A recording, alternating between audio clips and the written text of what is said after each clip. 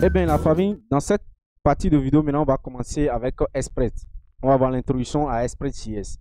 Express.js, c'est quoi? Express.js, c'est un mini framework, je vais dire, qui permet de faire la mise en place rapide du serveur Node.js. C'est-à-dire quoi? Qui permet de créer le backend de façon très rapide du côté Node. Vous allez constater, depuis le début jusqu'à présent, on a essayé de manipuler les choses nous-mêmes, de créer le serveur et d'essayer en tout cas, de lire le contenu d'un fichier HTML grâce à readfile et puis de prendre maintenant ce contenu sous forme de test, de chercher, remplacer des expressions dedans avant de renvoyer ça vers le front-end, vers le client.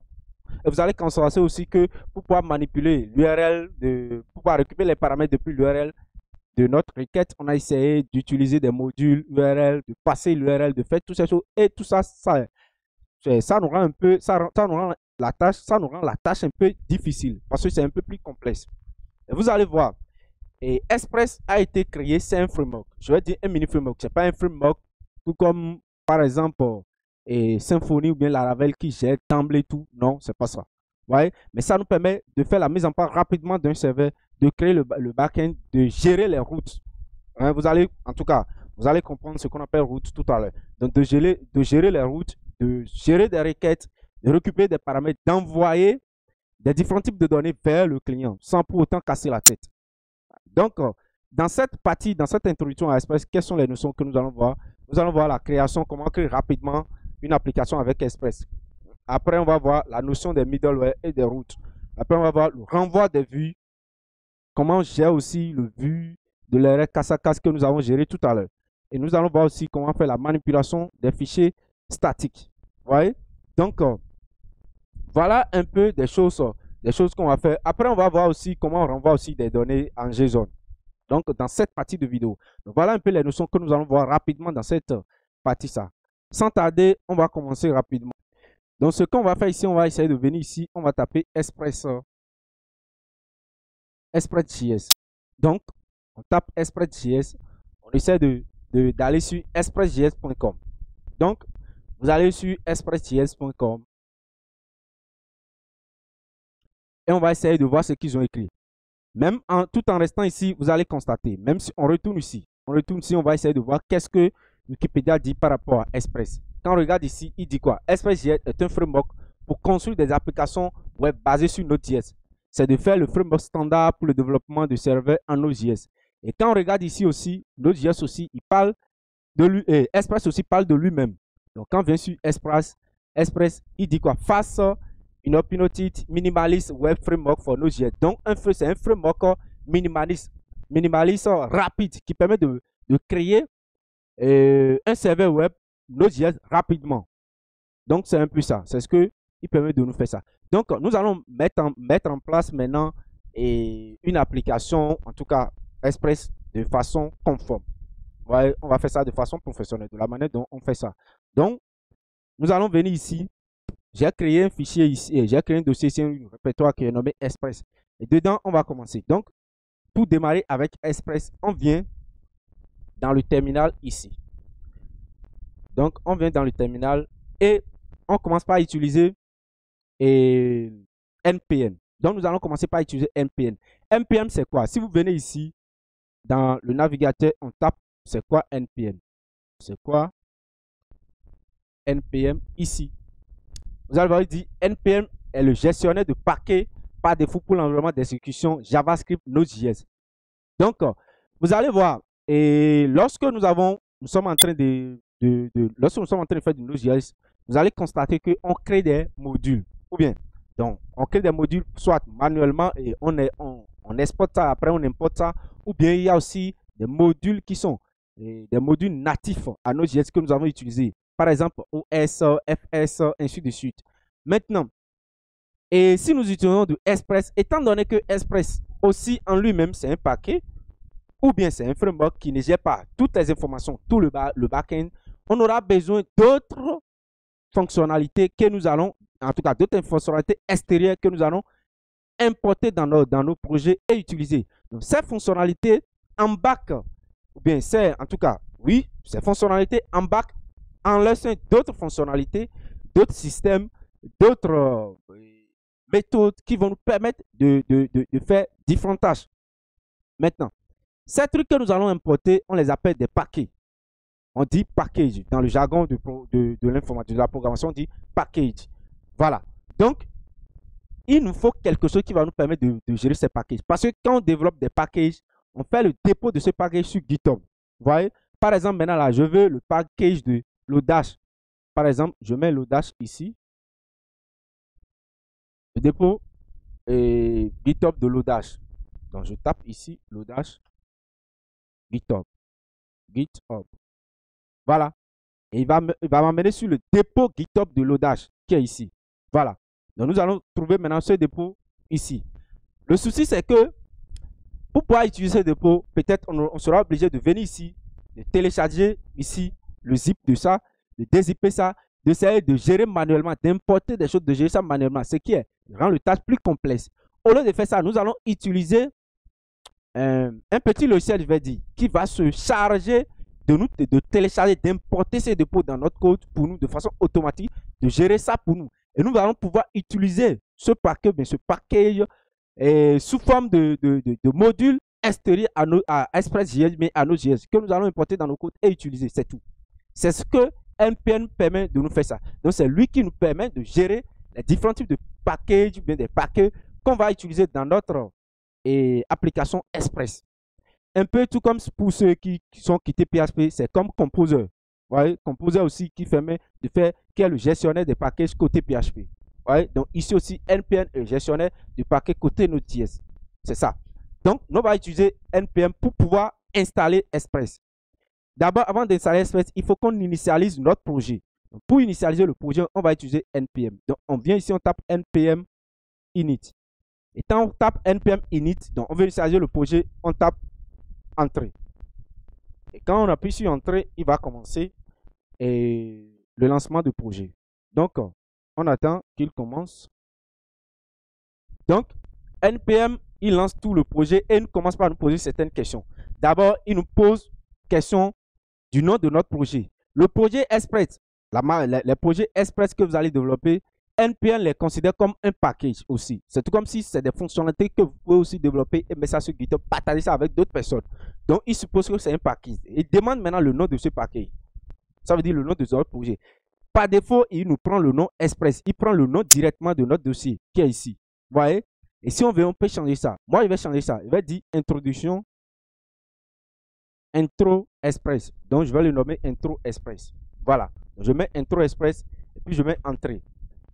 Voilà. Il dit simplement que le nom qui est ici ne doit pas contenir des lettres majuscules. Vous voyez, mais intro Express en majuscule. Donc, je mets tout en minuscule. Donc, il refuse. Le nom de paquet ne doit pas être en majuscule. C'est pourquoi il a pris le nom de notre dossier, mais il a mis tout en minuscule ici.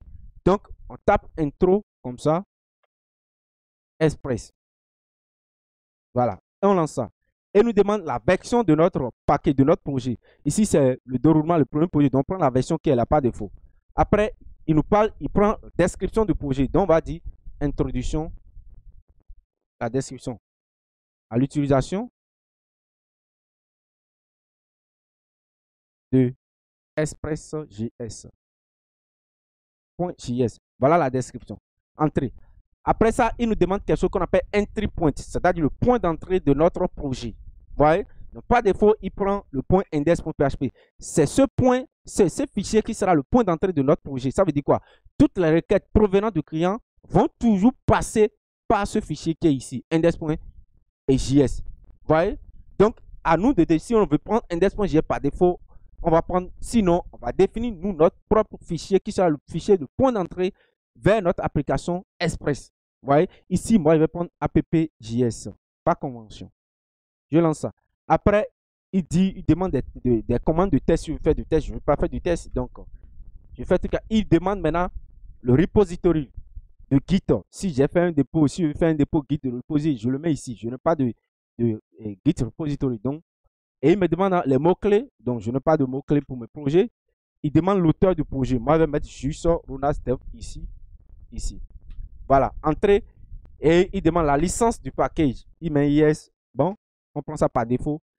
Et il nous fait le résumé de ce qui est ici. Donc, le nom de notre package. vous allez voir un fichier qui est ici, c'est un fichier sous forme de JSON, c'est un format JSON. Il donne le nom, name, le nom qu'on a donné, la version, la description, introduction à l'utilisation de Express.js, et puis le main, c'est-à-dire le point d'entrée de notre projet, le fichier sur lequel va passer toutes les requêtes provenant du client. Donc, il met ça et après, il met auteur. Tout ça. Si tout est bon, on appuie sur Yes. Et c'est tout. Paf, tout est bon. Donc, on a fait entrer tout. Le requête ici dit qu'il y a une autre version de tout ceci, on s'en fout. Donc, il nous dit de faire la mise à jour de NPM. C'est pas ça notre problème. Donc, on termine comme ça. Et je vais virer le terminal. Et on vient ici. Vous allez voir, si vous faites ça directement, vous allez trouver, il y a un fichier qui se crée ici, un fichier qui s'appelle package.json. C'est un fichier de type JSON qui se crée automatiquement dans notre dossier, le dossier parent de notre application. Vous voyez? Donc, vous cliquez là-dessus. Et si vous cliquez là-dessus, c'est un fichier package.json. Donc, c'est un format JSON qui est ici. Le format qui porte la description de tout notre projet. Donc, ici, vous allez voir le nom du projet, la version, la description, le point d'entrée, ainsi de suite. Et ici, dans la partie script, on va mettre nos commandes, les différents types de commandes que nous allons exécuter avec NPM. Avec NPM, c'est l'acronyme de Node Package Manager, le gestionnaire de package Node, c'est tout. Donc, c'est ici, quand nous allons installer d'autres packages extérieurs pour pouvoir utiliser dans notre projet, tout va se présenter ici. Donc, en quelque sorte, c'est ici qui représente tous nos projets. Ouais? Donc, moi, je vais créer maintenant l'entrée de mon application. C'est ça, je l'ai nommé app.js. Donc, je crée ça. Je viens ici, je crée entrée app.js. Voilà. Donc, je crée ça. Une fois que j'ai créé ça, vous allez constater, depuis longtemps, depuis le début jusqu'à présent, lorsque nous sommes en train de faire du Node.js, pour pouvoir lancer le projet Node.js, on était obligé de faire quoi? De faire Node et on lance app.js. Ou bien, c'est ce qu'on faisait ça. Eh bien, nous, on ne va plus faire ça de cette façon. Donc, et si on fait comme ça, le défaut, c'est quoi? Quand vous lancez votre application et on fait une petite modification, on sera obligé de couper le serveur, de redémarrer le serveur. Vous allez voir, constater que c'est ce que nous sommes en train de faire depuis le début jusqu'à présent, ça. Voyez, non? Donc, et quand on lance, on fait une petite modification, on coupe ça, on relance pour que cette mise à jour, nouvelle mise à jour, soit prise en compte par notre serveur, par notre projet. C'est ce qu'on faisait depuis le début jusqu'à présent. Eh bien, c'est fatigant, nous on va plus faire ça de cette façon. Donc, pour faire ça, on va importer un package qui va s'occuper de redémarrer chaque fois notre serveur pour nous dès qu'il aura de modifications. Et ce package s'appelle NodeMon. On va venir ici, on va taper ici NodeMon. NodeMon ici. Et on va voir comment on va installer ça.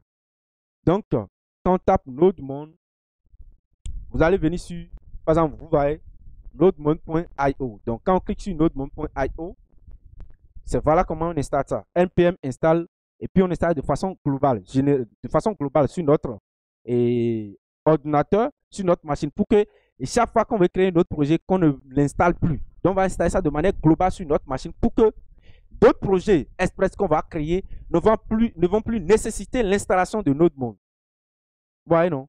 Donc, et puis, on va venir ici, on va prendre ça.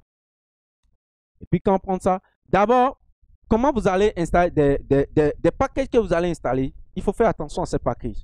Il faut voir d'abord combien de personnes utilisent ce package. Parce que si vous importez un nouveau package, vous installez ça sur votre projet va dépendre de ce package. On parle de la dépendance.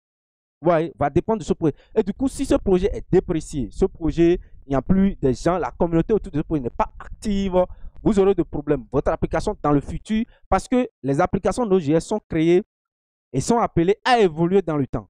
Et du coup, si vous utilisez des dépendances, des packages, des dépendances qui ne sont plus à jour et qui vont créer des problèmes dans votre projet dans le futur, votre projet aura des problèmes. Votre projet aura du mal à évoluer. Il faut voir d'abord combien de communautés sont autour de ce projet. Est-ce que ce package, bien ce projet évolue? Est-ce qu'on fait la mise à jour? Est-ce que c'est actif? Et vous allez voir, on dit NodeMon utility depend on about 3 millions de projets. Donc, plus de 3 millions de projets qui existent utilisent NodeMon. Donc, on n'a pas de problème avec ça. Donc, on vient ici, on l'installe. Pour pouvoir l'installer, il suffit de taper npm install et puis nous, on va installer ça de façon globale sur notre machine pour que chaque fois qu'on veut faire un autre projet, qu'on ne l'installe plus et on lance l'installation rapidement. Donc, pour pouvoir installer n'importe quel package, tout ce qu'on va faire, on va tout faire npm install, le nom du package, npm install, le nom du package. Vous allez voir, très bientôt maintenant, on sera habitué à utiliser npm install chaque fois. Vous voyez? Donc, ne vous inquiétez pas, on démarre le début. Donc, on attend l'installation que ça termine rapidement. Et voilà, tout est installé sans problème. Vous voyez? Donc, found zero vulnerability. Donc, pas de vulnérabilité, tout est propre. Et voilà. Donc, une fois que notre mode est installé, si vous venez ici, donc on a installé ça de façon globale. Donc, on va pas trouver ça ici. Vous voyez, non? Donc, ce qu'on peut faire simplement ici, je vais mettre ici console.log et je mets ici hello world. Et au lieu de lancer, je vais lancer mon projet, mais au lieu de faire node app.js, je vais pas faire ça là. Mais je vais faire simplement node mon, voyez, app.js. Et si je fais ça, paf, et il m'exécute ça. Hello world. Il a d'abord détecté que j'ai démarré mon projet avec node mon. Vous voyez? Et si je fais modification ici maintenant, je n'ai plus besoin de couper et de relancer. Lui-même, il va faire, en tout cas, il va relancer ça automatiquement. Vous voyez, il redémarre automatiquement mon serveur. Quand il fait de modification, il a redémarré ça de façon automatique. Maintenant, au lieu de faire node mon app.js comme ça, moi, je ne vais pas faire ça de cette façon. Je vais dire à npm de faire ça pour moi. Vous voyez, de faire ça pour moi. Donc, je vais stopper ça. Je vais virer mon terminal et je vais venir ici. Et dans script ici, on va virer ce qu'il y a ici. On ne veut pas faire du test. Donc, on va virer ça. On va écrire du JSON à l'intérieur de ça. Donc, côté script, c'est là on va mettre les différentes commandes que nous voulons démarrer avec npm, que nous voulons que npm démarre pour nous. Et je vous allez donner le nom de votre commande et la valeur. Qu'importe le nom que vous donnez. Ici, je vais donner le nom stat. Stat veut dire quoi? Je veux que chaque fois qu'on veut démarrer mon projet, qu'on lance la commande stat avec npm et c'est tout. Donc, quand on lance stat, c'est supposé que je démarre mon projet, c'est tout. Donc, je mets ici 2 points. Je mets 2 points ici et puis je mets la valeur. Voilà. La valeur, simplement, je veux qu'il lance, quand on lance ce commande start, je veux qu'il lance en interne node mon app.js. C'est tout. Donc, si je fais start avec npm, lui va lancer ceci en interne. Et moi, je m'en fous maintenant de ce qui est ici. Donc, je ferme ça. Je reviens ici. Je pars maintenant npm run start. Donc, vous tapez npm démarre start, run start. Exécute la commande start. C'est tout. Donc, npm run start et je lance ça. Et vous allez voir, il va lancer exactement la même chose pour moi. Donc, voilà. Hello world, c'est tout. Et quand je fais des modifications, il redémarre automatiquement grâce à notre monde. Voilà, tout est redémarré, c'est tout. Donc, moi, je vais arrêter ça pour le moment. Je vais arrêter ça pour le moment et on va démarrer la création de notre application Node.js. Ce qu'on avait fait avant avec Node.js, on a dit quoi? Pour pouvoir créer une application serveur avec Node.js, il faut d'abord importer quoi? Il faut d'abord importer HTTP, créer le serveur avec créer serveur, écouter les requêtes sur le serveur avec server.on request et maintenant de passer de quoi? Une fonction, un callback qui va prendre la requête et puis la réponse et envoyer ça et après le end et après écouter.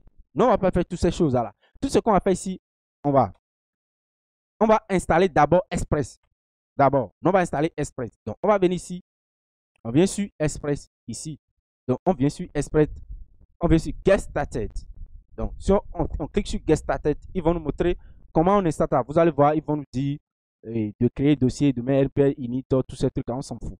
Donc, ici, nous, on va installer d'abord Express, le framework Express. Donc, on copie ce qui est npm install. Je vous ai dit, on va tout faire npm install et ce qui est ici Express.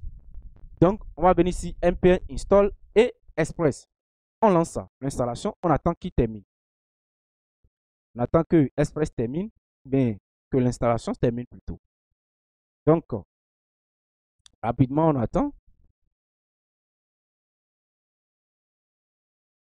Et voilà, ça termine. Et une fois que vous avez installé des paquets extérieurs ou bien des modules extérieurs, vous allez voir, ça va créer automatiquement 2 fichiers. Le premier fichier, c'est package log.json. Lui, il permet de gérer ce dossier qui est ici. Donc, on ne va pas s'attarder sur celui. Mais on va s'attarder sur ce dossier. Le dossier qui est ici, vous allez voir, le dossier s'appelle node module. Donc, c'est dans ce dossier que sera confisqué. C'est comme une armoire dans laquelle sera confisqué tous les packages extérieurs à Node.js que nous allons installer ou bien importer dans notre projet. Donc ici, Express est extérieur. Ce n'est pas un module qui est natif à Node.js. Donc ce module maintenant sera mis dans ce dossier qui est ici, Node module. Et vous allez voir que notre module va regrouper tous les packages qu'on va extérieur à Node.js, qu'on va installer sur notre projet. Donc, chaque fois qu'on va installer des nouveaux projets, ces nouveaux projets maintenant là, qu'on va installer plutôt des nouveaux packages, ces nouveaux packages maintenant seront transmis dans ce dossier qui est ici. Et vous allez voir, avec un peu de temps, rapidement, ce fichier, ce dossier qui est ici va devenir plus gros. Voilà, le répertoire qui est ici va devenir plus gros. Donc, au fur et à mesure que nous allons importer des packages, ce répertoire qui est ici va grandir. Et quand vous ouvrez le répertoire qui est ici, vous allez voir beaucoup de choses. Donc, Express dépend d'autres packages. Express est une dépendance qui dépend aussi d'autres dépendances. Et toutes les dépendances auxquelles Express dépend, toutes ces dépendances seront mises ici. Nous avons body, parser, byte, tout ce qui est ici. Vous allez voir. Et ici, vous allez trouver Express même en question. Celui qui est ici. Et vous allez trouver index. C'est ici. Et vous voyez module export Express. Donc ici, en quelque sorte, ici, c'est des modules qu'eux-mêmes ils créent. Et mes modules export et ils mettent ça. Donc c'est des classes, ils créent des classes, ils exportent ça. Et nous, on va importer ça maintenant. C'est tout. C'est la même chose. C'est la même procédure. Vous voyez? Donc, moi, je vais venir ici. On va fermer ce dossier. C'est tout. Une fois qu'on sait ce que ce dossier permet de faire, on vient ici. Et on va faire const express. On va importer maintenant Express. Donc, on met require. Et on va require quoi? Express. Vous mettez Express ici. C'est tout. Et il saura que directement, Express se trouve dans notre module. Sans problème. Une fois que vous faites ça, donc, on va faire maintenant la création de l'application de notre application. De l'application Express. Donc, mais création de l'application de l'appli Express. Pour pouvoir créer l'application Express, c'est simple. Tout ce qu'on va faire, on va créer une constante. Ici, on va nommer ça app pour dire application. Et on appelle maintenant Express. Avec parenthèse ici, c'est tout. Donc, quand vous appelez ça Express comme ça, la méthode, ça va créer l'application Express que nous allons utiliser après pour travailler. C'est tout. Donc, moi, je fais ça. Et puis, une fois que j'ai fait ça, c'est terminé. J'ai créé l'application Express. Maintenant, Express est basé sur le principe des middleware, de ce qu'on appelle des middleware. Vous voyez, des middleware. Maintenant, quel est le principe de middleware? On va venir ici, on va essayer de voir ce qu'on appelle middleware ici. Donc, on va venir sur Git ici, et on va voir ce qu'on appelle writing middleware. Donc, writing middleware, ils ont dit quoi? Middleware est une fonction qui a accès à l'objet request et l'objet response, et aussi à une fonction qu'on appelle nest. Et cette fonction permet de passer la requête de l'application qui provient de client à un autre middleware. C'est tout. Vous voyez? En un mot, même, en tout cas, il détaille tout ici. Vous voyez? Donc, en un mot, les middleware, ce sont simplement, c'est des choses, les middleware, ce sont des choses qu'on démarre de cette façon. Donc, vous mettez app, point, et vous dites use. La fonction use permet de configurer les différents types de middleware que nous allons utiliser. Vous voyez, non? Les différents types de middleware que nous allons utiliser dans notre application. Tout ce que vous allez faire, toutes les requêtes qui proviennent du client sont toujours capturées, traitées par des middleware. Vous voyez, avec Express. Donc, tout est middleware à Express. Et middleware, en réalité, c'est juste une fonction qui s'intercale entre la requête du client et puis la réponse, le traitement qu'on va faire sur la requête et puis la réponse qu'on va envoyer au client. C'est tout. Donc, c'est une fonction qui s'intercale entre la requête et puis le serveur. C'est-à-dire le client et le serveur. C'est tout. C'est son rôle, ça. Il s'intercale entre les deux. Et lui, il fait un traitement. Il prend une requête. Avant que la requête n'arrive sur le serveur, lui va prendre la requête. Il va faire certaines vérifications sur la requête. Ou bien le traitement sur la requête. Et quand il finit de faire ça, il passe la même maintenant là au serveur, bien à un autre middleware. Ou bien il passe la même maintenant à une autre fonction qui va faire d'autres choses. C'est tout. Donc lui récupère d'abord la requête et traite ça et passe la main à une autre chose. Donc ici maintenant, quand vous faites, pour pouvoir déclarer les middleware, vous mettez app use. Et ici, vous mettez une fonction ici. Une fonction anonyme. Et cette fonction, c'est la fonction middleware. C'est le middleware en question. Vous voyez, non? Donc, avant de passer cette fonction, vous allez passer d'abord ici. Si vous regardez ici, quand on vient ici d'abord, on vient ici, vous mettez app user et on passe dedans, on met middleware et vous allez voir. Nous avons la requête, je vais nommer ça rec, et puis nous avons la réponse, je vais nommer ça rest. Et après ça, on passe une autre fonction qu'on appelle nest. C'est tout. Ceci, c'est la requête qui provient du client. Ceci, c'est la réponse qu'on va lui avoir. Et ceci, c'est nest. C'est une fonction qui permet de passer et la main à un autre middleware, à une autre fonction, ou bien à un traitement quelconque. Donc, ce middleware s'intercale entre la requête et puis la réponse. Il lui permet de faire des vérifications sur la requête et il passe la même maintenant à une autre fonction. C'est tout. C'est toute la notion de middleware, ça. Pour approfondir ça, vous pouvez venir ici et vous allez lire tout ce qu'il y a ici. Vous voyez, sur l'utilisation des middleware. Voilà. Donc, il y a beaucoup de détails qui sont ici. Dans le guide même, ils ont use middleware et ils ont expliqué l'utilisation de middleware. Vous allez voir, app use, request, tout ce qu'on a ici et c'est tout. Vous voyez? Donc, voilà comment on utilise des middleware. Donc, ce que moi, je vais faire ici, je vais venir ici. Je vais écrire quelque chose ici. Donc, je mets console.log. Je suis un middleware.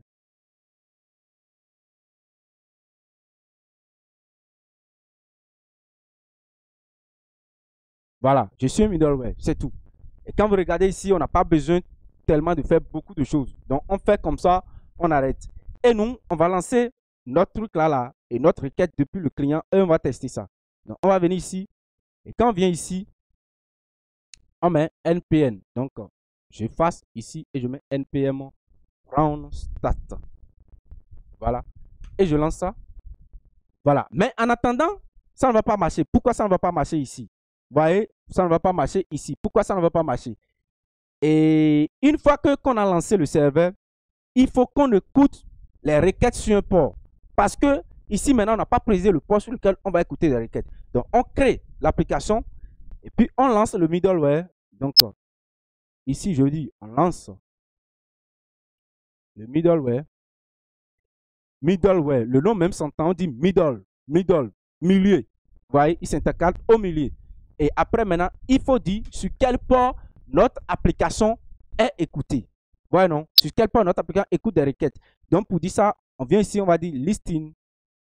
Listing, bien bon, écoute for request. Listing for request, bien, écoute de requête. L'écoute de requête. Voilà, l'écoute de requête. Et on va dire app. Point, vous appelez directement listing. Et on va dire non écoute la requête sur le port 3000, c'est tout. Donc, sur le port 3000 ici. Et on peut aussi lui passer un callback si nous voulons un callback ici. Et à ce callback ici, on peut dire console log. Et on dit serveur en écoute. Voilà. Serveur en écoute ici. Vous voyez? Donc, et quand il lance ça directement, serveur en écoute. Vous allez voir, notre monde, il redémarre chaque fois qu'il fait des modifications, il redémarre ça automatique pour moi.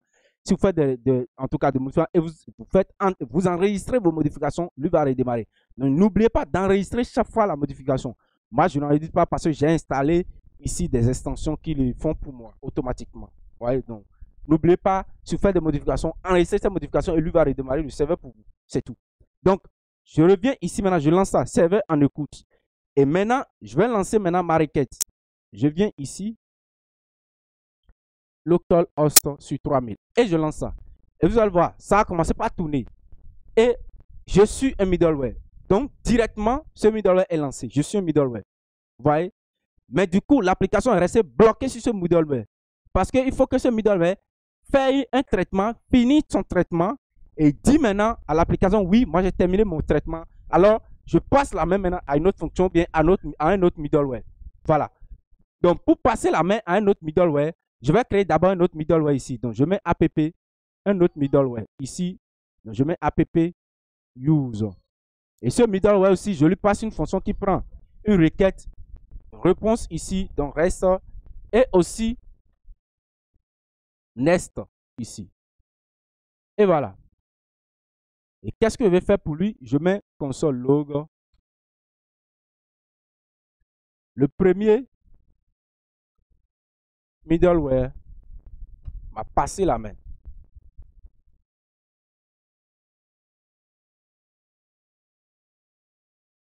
On va passer la main. C'est tout. Je fais ça. Donc, pour lui passer la main, il suffit de venir ici, d'appeler la fonction nest qui est ici et de mettre parenthèse ici, c'est une fonction. Et puis, si je lance ça, je relance maintenant quelque chose sur mon serveur. Vous allez voir, il dit quoi? Je suis un middleware. Le premier middleware m'a passé la main. Et directement, on vient ici, on passe la main à ceci. Et c'est comme ça, on fait ainsi de suite, ainsi de suite, ainsi de suite. Vous voyez, non? Donc, je peux revenir ici maintenant. Et il va dire maintenant app use toujours et toujours requête et puis réponse. Et ici maintenant, je ne veux pas passer la main à un autre middleware. Je vais m'arrêter ici. Du coup, je n'ai pas forcément de troisième paramètre qui est le nest, la fonction nest. Je n'ai plus besoin de ça parce que moi, je ne veux plus passer la main à un autre middleware. Et tout ce que moi, je vais faire ici, c'est de faire réponse ici, point. Et au lieu de dire end, comme ce qu'on fait avec nos yeux, on va pas mettre, on va pas faire end, mais on va faire simplement send. C'est-à-dire qu'on veut envoyer des informations maintenant vers le front-end. On passe l'information qu'on veut envoyer ici. On va dire fini les middleware. Et voilà.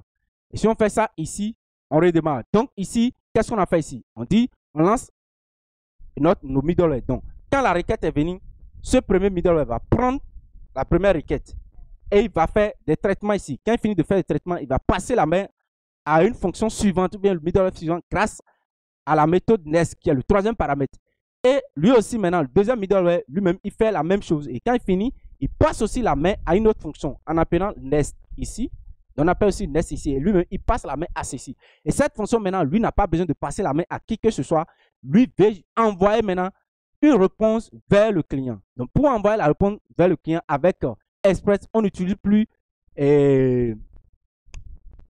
write ou bien end, mais on fait simplement send, envoyer des données. Et quand on fait send ici, c'est tout. Et quand on va venir ici, on va lancer ça. Vous allez voir directement, ceci ne tourne plus et ça s'arrête ici. Vous voyez, ça ne tourne plus. Ça s'arrête. Ça s'arrête ici directement. Pourquoi? Parce que j'ai terminé le troisième et middleware qui est ici ne passe plus la même, mais il renvoie une donnée et vous allez finir les middleware ici. C'est tout. Vous voyez? Donc il met fini les middleware et c'est parfait. Donc c'est comme ça le traitement des middleware. Donc les middleware prennent en charge toutes les requêtes que vous allez passer ici. Toutes les requêtes, sans exception. Vous pouvez faire des requêtes comme, vous savez, il y a différents types de verbes pour les requêtes. Il y a des requêtes de type get, des requêtes de type post, des requêtes de type delete, des requêtes de type put, pass, ainsi de suite. Donc, peu importe, qu'importe le type de requête qui va être envoyé depuis le client vers le serveur, le middleware, lui, va capturer cette requête, il va essayer de traiter ça.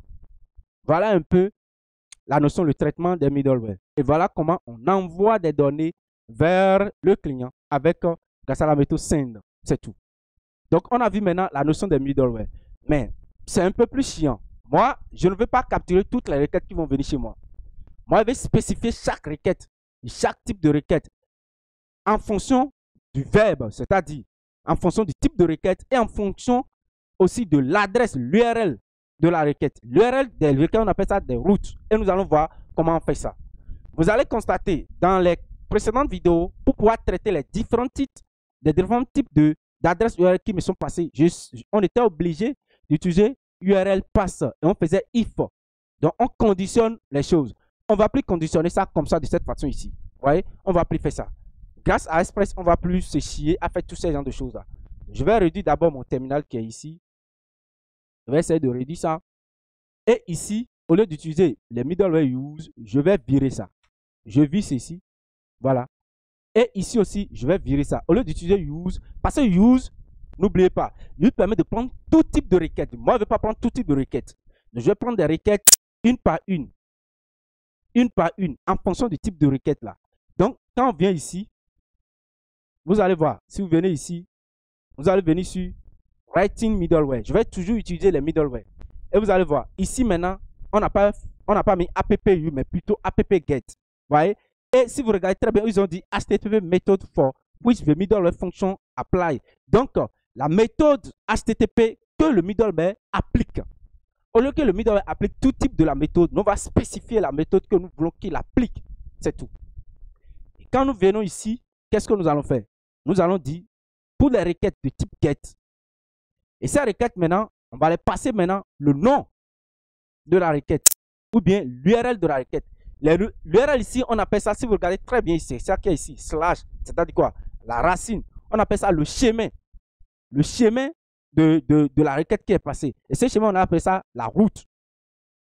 La route pour laquelle le middleware est appliqué. Ici, c'est la méthode HTTP. Et après, on passe la route. Donc ici, moi, je vais dire aussi, si nous sommes et truc là, à la racine de mon projet, donc slash ici, voilà maintenant, il faut appliquer maintenant ce middleware. Et ici, je vais lui passer le middleware request response. Et si je veux aussi, je passe aussi NES, mais je ne veux pas du NES. Moi, je vais envoyer directement une réponse au serveur, au client plutôt. Donc, je viens ici, voilà. Donc, ce qu'on a fait ici, on n'a pas lancé des middleware, mais on parle ici l'injection des routes de requête. Voilà.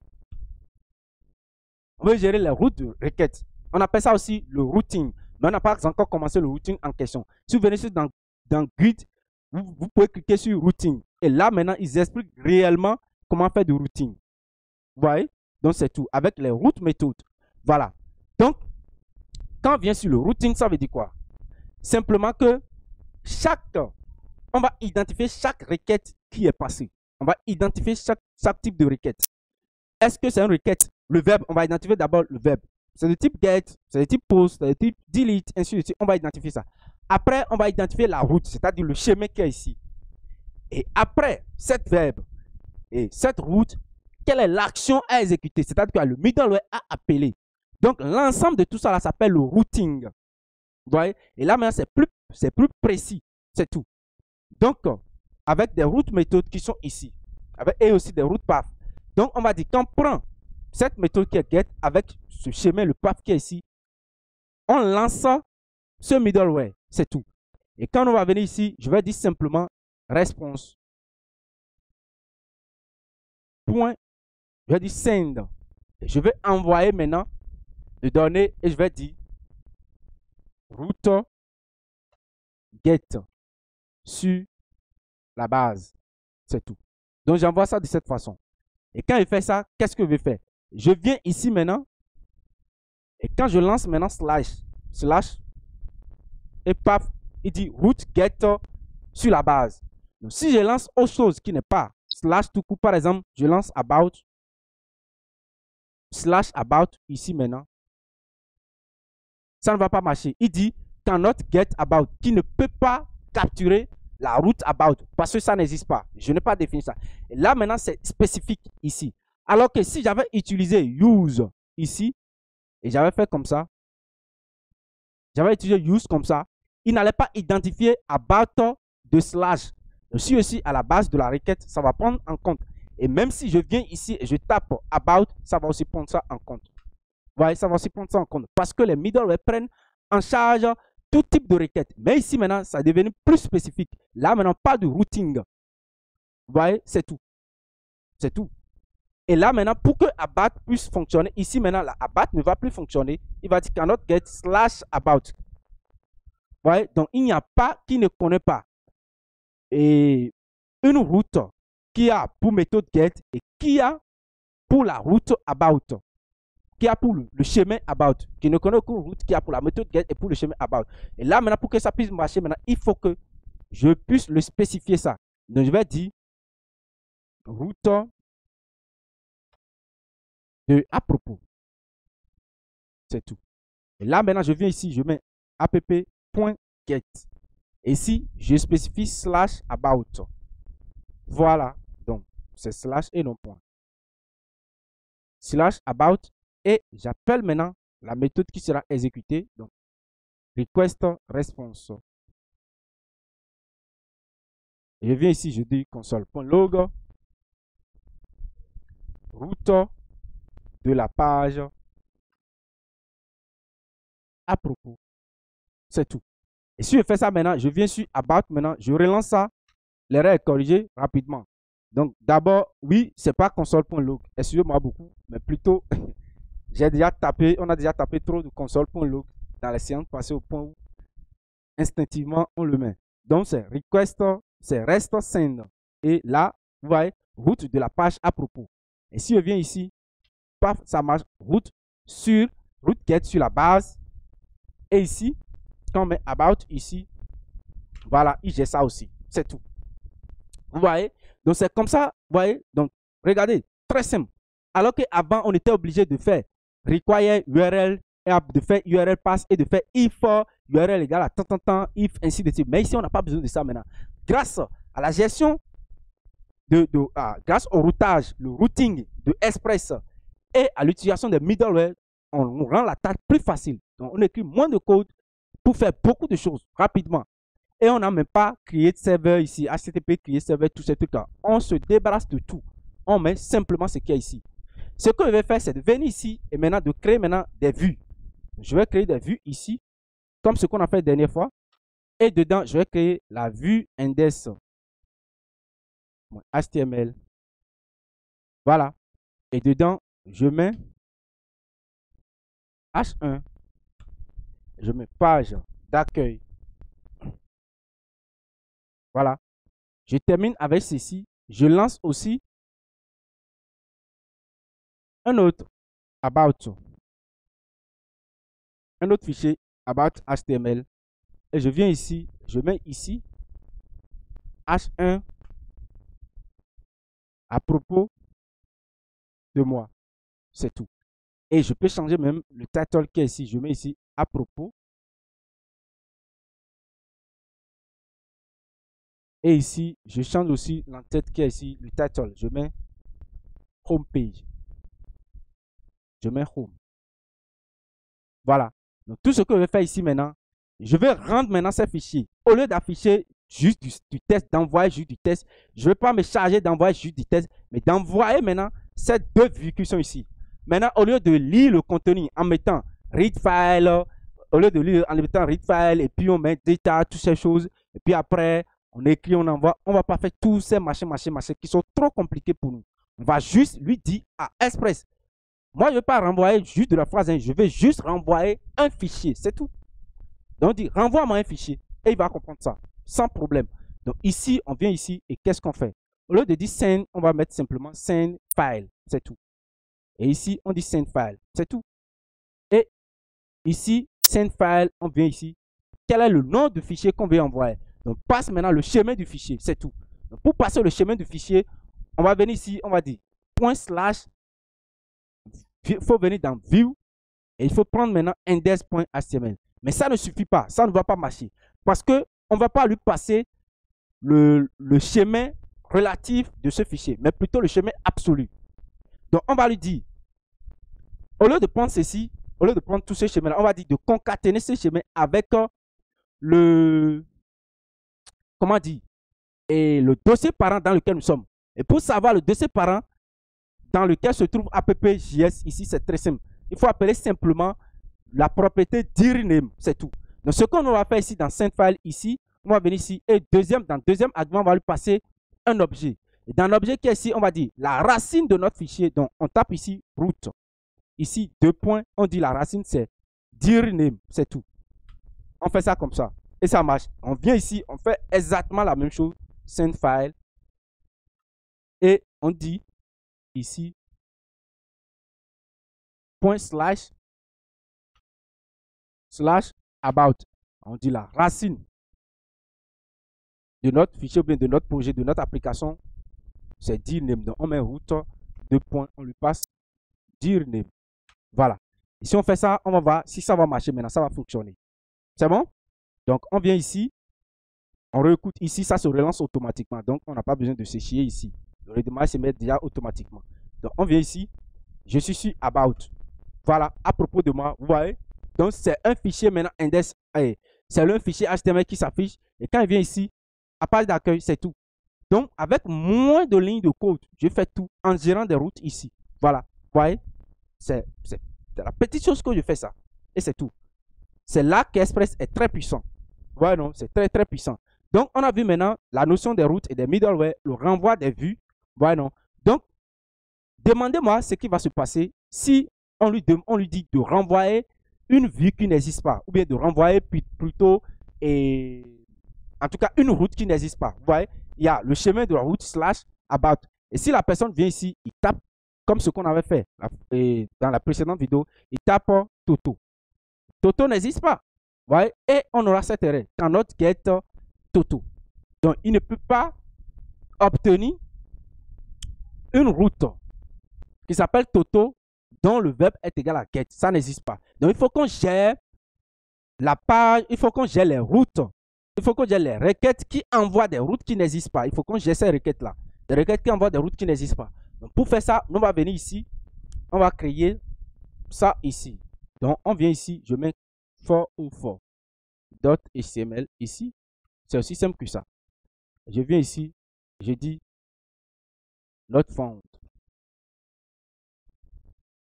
Et je mets un ast ici et dit oups slash page non trouvée. Donc erreur 404, page non trouvée. Ouais. Donc si je finis de faire ça, moi je vais venir ici et comment il va gérer ça. Ouais.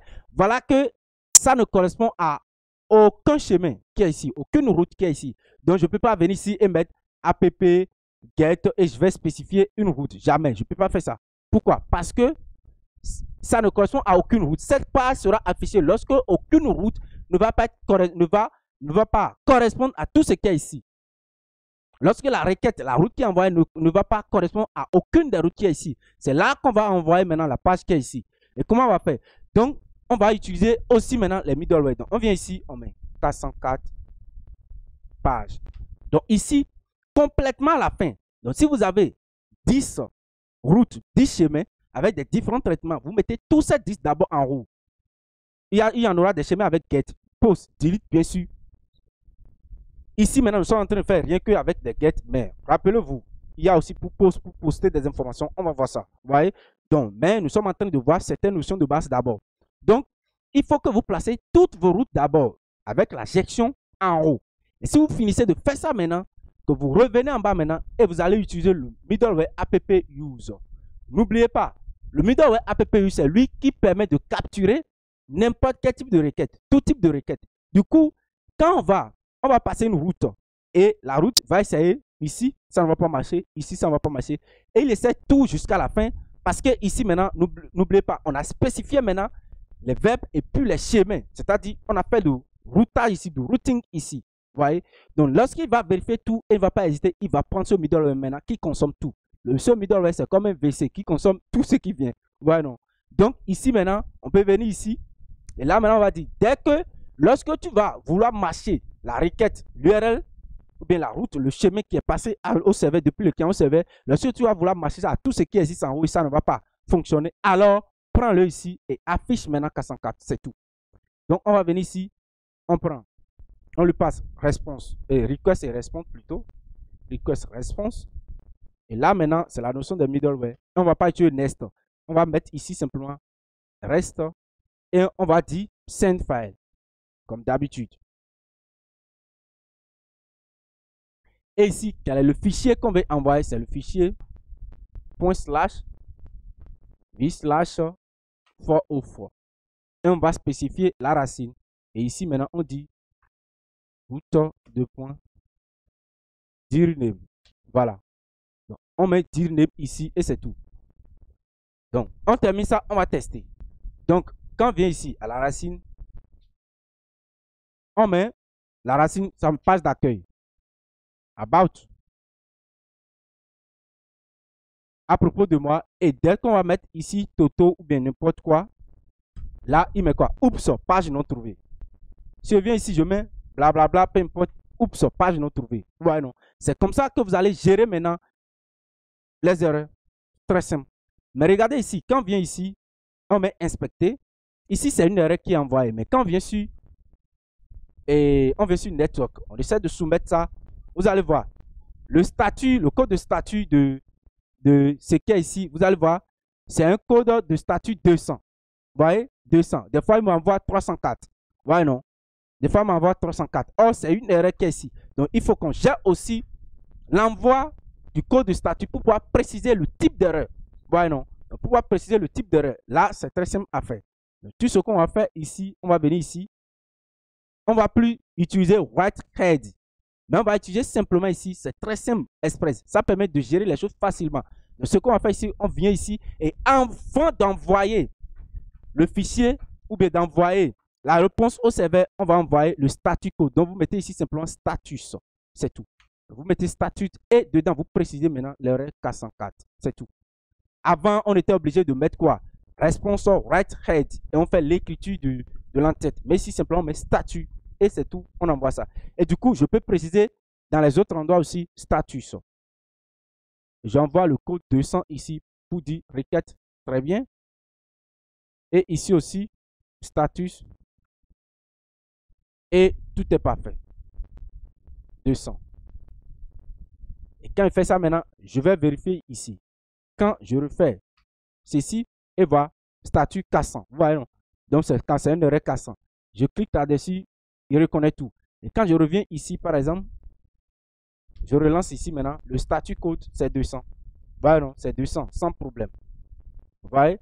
Quand je mets ici, /about, il reconnaît tout et tout est parfait. Vous voyez? Tout est parfait, sans problème. Voilà un peu comment on gère le statut code, tous ces trucs-là. C'est tout. Vous voyez? Donc, qu'est-ce qu'il nous reste à faire maintenant? Et la dernière chose, on va essayer d'ajouter un peu de style à nos pages. Je vais essayer de créer une feuille de style ici. Donc, je vais venir ici. Je vais créer un autre dossier ou répertoire que je vais nommer public. Et là, je vais mettre tous mes fichiers publics là, mes fichiers statiques.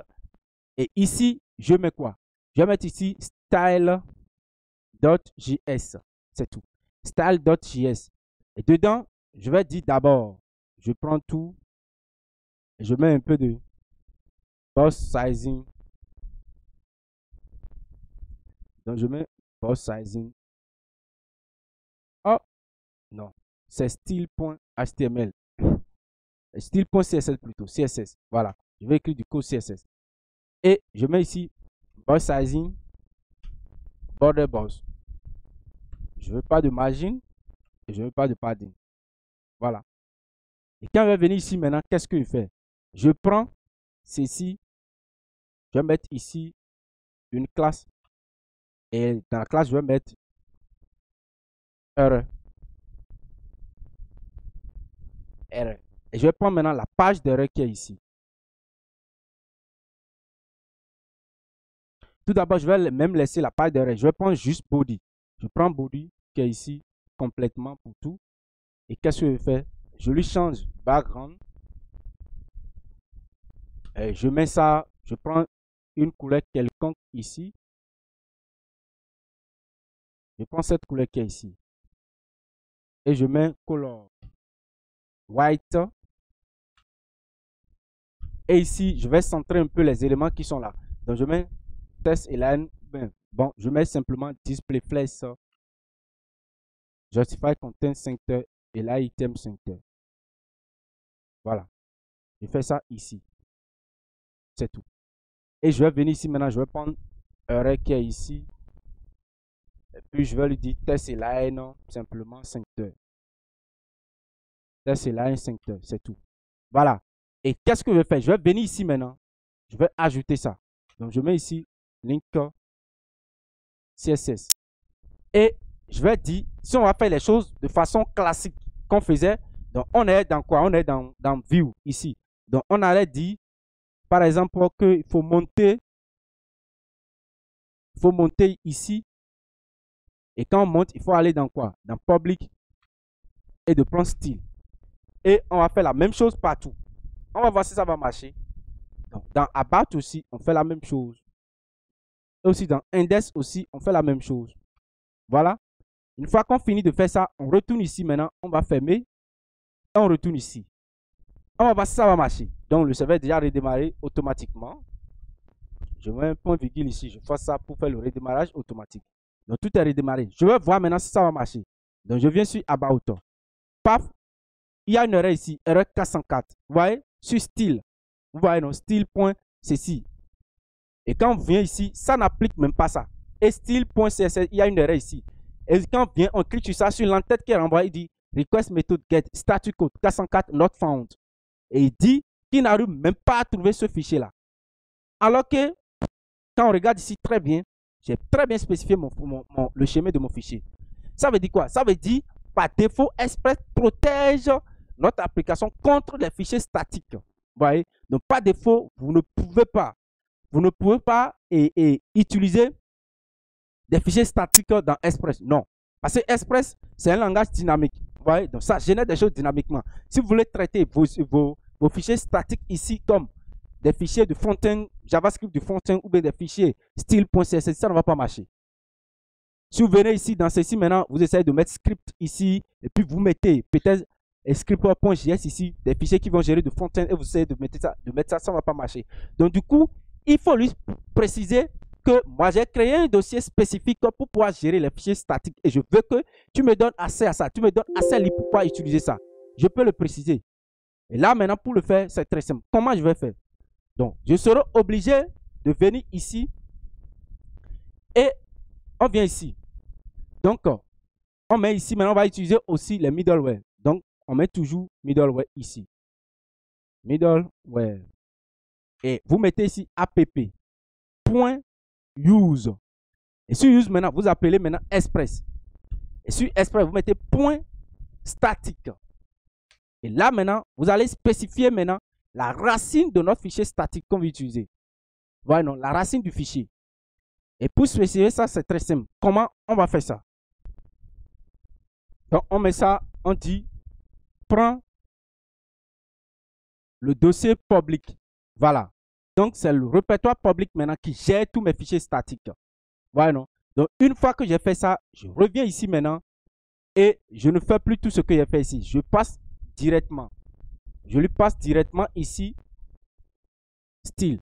Donc, je mets slash style.css. Ici aussi, je mets slash style.css. Voilà. Et ici aussi, maintenant, je ne précise plus de le chemin. Je mets juste slash style.css. C'est tout. Je dis ici à Express, vous voyez, grâce au middleware, je dis app use Express statique. Et je dis mon dossier statique, c'est ceci. Et quand vous positionnez dedans, il essaie d'expliquer ça. Voilà, non? Vous positionnez dedans, il essaie d'expliquer ça. Il dit disable in middleware function in Express. Il save static file. Voilà, non? C'est tout. Et quand j'essaie de faire ça maintenant, je reviens ici. Je réactualise pour voir. Et voilà. Ça a pris ça en charge maintenant. Parfait. De façon parfaite. Sans problème. Vous voyez, ça a pris ça en compte. Et si j'essaie d'aller maintenant sur slash, ça prend ça. Vous voyez. Si j'essaie d'aller sur Toto, bien blablabla, ça prend aussi. Oups. Et tout est pris en compte. Vous voyez, non? Donc c'est comme ça vous allez gérer des fichiers statiques comme du style CSS, tous ces trucs-là. Vous voyez, non?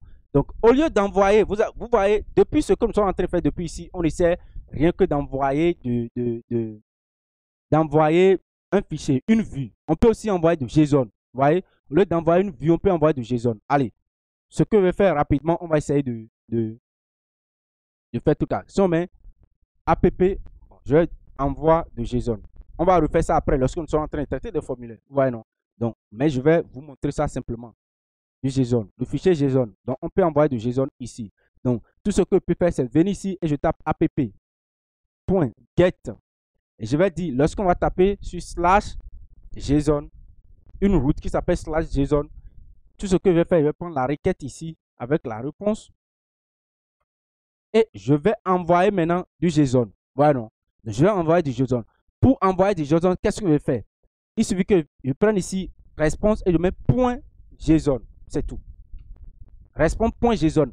Et envoyer du JSON, c'est envoyer. Nous allons passer un objet à ce JSON. Il faut toujours lui passer un objet JavaScript.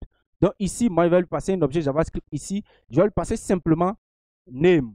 Ou bien, oui, je mets name ici et je dis c'est Romeo. Et ça là, c'est du JSON. Mais ça ne va pas fonctionner comme ça. Ça va prendre ça en compte. Si je viens ici, j'essaie d'aller à slash JSON. Si je mets slash JSON ici, ça a pris ça, mais en réalité, ça ne va pas prendre ça en compte. Si j'essaie d'utiliser des moyens pour pouvoir récupérer du JSON, par exemple, maintenant, j'essaie de manipuler du JSON avec comment on appelle ça? Avec Postman, par exemple, si tu Postman pour récupérer ça, ça ne va pas fonctionner. Il faut que je dise à Express d'abord que je vais manipuler du JSON. Il faut que tu manipules du JSON. Et là, il faut venir toujours dans les middleware. C'est dans les middleware, on fait ce genre de configuration. Et tu tapes ici app use. Et on dit ici Express. On appelle Express, on met point JSON. C'est tout. Donc, c'est une méthode ici. Et voilà. Donc, il sait que je vais aussi lancer, je peux aussi envoyer du JSON. Et là, maintenant, il peut interpréter très bien ce JSON qui est ici. Donc, il ne faut jamais oublier ça. Ici, ça s'est affiché dans le navigateur sous forme de jeu parce que c'est le navigateur. Mais si c'est une application front-end qui va vouloir récupérer ces informations, ça ne va pas marcher. Vous voyez? Ou bien, c'est un quelconque logiciel comme de manipulation de JSON, de manipulation des API comme Postman. Maintenant, ça ne va pas fonctionner. Mais c'est comme ça qu'on envoie du JSON. Ici, on n'a fait que de la méthode get ici. Mais patientez-vous, dans la prochaine vidéo, on va voir un peu comment créer des formulaires, manipuler des formulaires, envoyer des données depuis le formulaire, depuis le client vers le serveur et comment traiter ces données maintenant, comment on récupère des paramètres sur l'URL. On va voir tout ça là dans la prochaine vidéo. Et si vous avez aimé cette vidéo, n'hésitez pas à liker ça, abonnez-vous, commentez, dites ce que vous pensez de cette formation quand même. Abonnez-vous, cliquez sur la touche de notification pour ne pas rater les prochaines vidéos et on est ensemble à la prochaine.